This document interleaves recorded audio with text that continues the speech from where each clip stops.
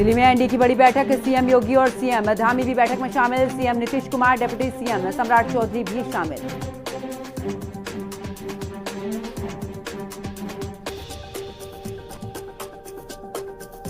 प्रधानमंत्री नरेंद्र मोदी ने मन की बात में किया ऑपरेशन सिंदूर का जिक्र, कहा आतंकवाद को खत्म करना ही है। सेनाओं के पराक्रम ने हिंदुस्तानियों का सिर ऊंचा कर दिया। भारत चौथी सबसे बड़ी अर्थव्यवस्था वाला देश बना, नीति आयोग के सीईओ बीवीआर सुब्रमण्यम ने दी जानकारी। नीति आयोग ने कहा भारत ने जापान को पीछे छोड़ा। ज्योति मल्होत्रा के बांग्लादेश टूर की जांच, बांग्लादेश टूर की जांच कर रही एजेंसियां। ज्योति का साइकोलॉजिकल टेस्ट भी संभव। ज्योति बांग्लादेश की कई जगहों पर गई थी। ज्योति ने ढाका यूनिवर्सिटी का वीडियो भी बनाया था। देश में कोरोना की फिर पकड़ी रफ्तार, JN.1 वेरिएंट के साथ में लौट रहा है। इस बार कई राज्यों में कोरोना ने दी दस्तक। 26 मई को गृहमंत्री अमित शाह का महाराष्ट्र का दौरा, नांदेड़ में गृहमंत्री अमित शाह करेंगे जनसभा। गुजरात, केरल, पंजाब, पश्चिम बंगाल में उपचुनाव का ऐलान। 5 विधानसभा सीटों के लिए उपचुनाव का ऐलान। 19 जून को वोटिंग और 23 जून को काउंटिंग होगी। दिल्ली एनसीआर में बारिश से कई इलाकों में जल भराव। दिल्ली एनसीआर के कई इलाकों में सड़कों पर भरा पानी। मिंटो ब्रिज, ITO के पास में सड़कों पर पानी भरा। धोलाकुआ इलाके में जल भराव से ट्रैफिक धीमा, तापमान गिरा, लोगों को गर्मी से राहत मिली। हिमाचल प्रदेश के कुल्लू में बादल फटने से तबाही। बादल फटने से आए सैलाब में 10 गाड़ियां बही। सतलुज के किनारे रहने वाले लोगों को किया गया अलर्ट। कुल्लू प्रशासन ने राहत बचाव का काम शुरू किया। 28 मई को मुख्यमंत्री योगी आदित्यनाथ संत कबीर नगर जाएंगे। सीएम योगी विकास कार्यों की सौगात देंगे। सीएम के दौरे को लेकर प्रशासन अलर्ट। यूपी में आकाश आनंद के हिसाब से बन रही बीएसपी की टीम। काम न करने वाले मंडल प्रभारियों को हटाया। मंडल स्तर पर 3 से 4 प्रभारियों को जिम्मेदारी। लखनऊ में पश्चिम बंगाल में हिंदुओं को बचाने के लिए लगे पोस्टर। 27 मई को लखनऊ से शुरू होगी जन आक्रोश सनातन यात्रा। लखनऊ से पश्चिम बंगाल जाएगी यात्रा। विश्व हिंदू परिषद निकालेगी यात्रा।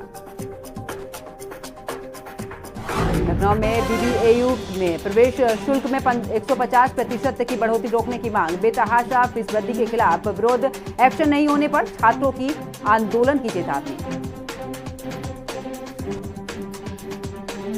लखनऊ में आयोजित यूपीएससी की प्रारंभिक परीक्षा। 40,000 परीक्षार्थी परीक्षा में शामिल। लखनऊ में बनाए गए 91 परीक्षा केंद्र। देहरादून में नीति आयोग की बैठक के बाद सीएम धामी सक्रिय मुख्य सचिव को दिए जरूरी दिशा निर्देश। कहा पीएम द्वारा दिए निर्देशों के क्रियान्वयन पर रणनीति बनाएं। देहरादून में कृषि मेले की तैयारी को लेकर बैठक। कृषि मंत्री गणेश जोशी ने बैठक की। 14 और 15 जून को आयोजित होगा कृषि मेला। बैठक में कृषि विश्वविद्यालयों के कुलपति भी शामिल हुए।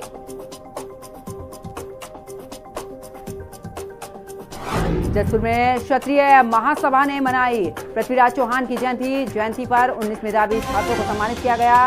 विधायक आदेश चौहान ने बच्चों को सम्मानित किया। पृथ्वीराज चौहान की प्रतिमा पर माल्यार्पण भी किया। इस हफ्ते सोने चांदी के दामों में बढ़ोतरी रही। पिछले शनिवार को सोना 92,301 रुपए था, जो कि अब 95,471 रुपए प्रति 10 ग्राम तक पहुंच गया है। तो वहीं चांदी 94,606 रुपए की थी, जो कि अब 96,909 रुपए प्रति किलोग्राम पर पहुंच गई है। ट्रंप की धमकी के बाद भी एप्पल भारत में ही आईफोन बनाएगी। भारत में आईफोन के प्रोडक्शन से न मिलने वाले फायदे को देखते हुए कंपनी किसी राजनीतिक दबाव में कोई फैसला नहीं लेगी। ऑपरेशन सिंदूर के बाद अब भारतीय हथियारों की डिमांड दुनिया भर में आने लगी। इजरायल ने भारत की डिफेंस कंपनी नाइब लिमिटेड से बड़ा सौदा किया। पाकिस्तानी के आर्मी चीफ आसिम मुनीर ने फील्ड मार्शल का पद मिलने के बाद शनिवार रात डिनर का आयोजन किया, जिसमें राष्ट्रपति आसिफ अली जरदारी और पीएम शहबाज शरीफ भी शामिल हुए। बांग्लादेश में सेना ने देश के अलग अलग हिस्सों में गश्त बढ़ा दी है। सैन्यकर्मी बख्तरबंद गाड़ियों के साथ देश भर में सक्रिय नजर आ रहे हैं। कानून और व्यवस्था बनाए रखने के लिए एजेंसियों के साथ में पिछले महीने 2000 से ज्यादा लोगों को गिरफ्तार किया गया। उत्तर कोरिया के तानाशाह किम जोंग उनकी मौजूदगी में 21 मई को वॉरशिप लॉन्च के दौरान हुए हादसे के लिए 3 शिपयार्ड अधिकारियों को हिरासत में लिया गया। बांग्लादेश में जारी राजनीतिक उथल-पुथल के बीच सरकार के मुख्य सलाहकार मोहम्मद यूनुस अपने पद पर बने रहेंगे। इससे पहले माना जा रहा था कि वो राजनीति और सैन्य दबाव के चलते इस्तीफा दे सकते हैं। जापान के पूर्व कृषि मंत्री ताकू इटो को चावल की बढ़ती कीमत पर मजाकिया बयान देना काफी महंगा पड़ गया। यहां तक कि उन्होंने इस्तीफा भी उन्हें देना पड़ा। उन्होंने कहा था कि वो कभी चावल नहीं खरीदते क्योंकि उन्हें मुफ्त में मिलता है।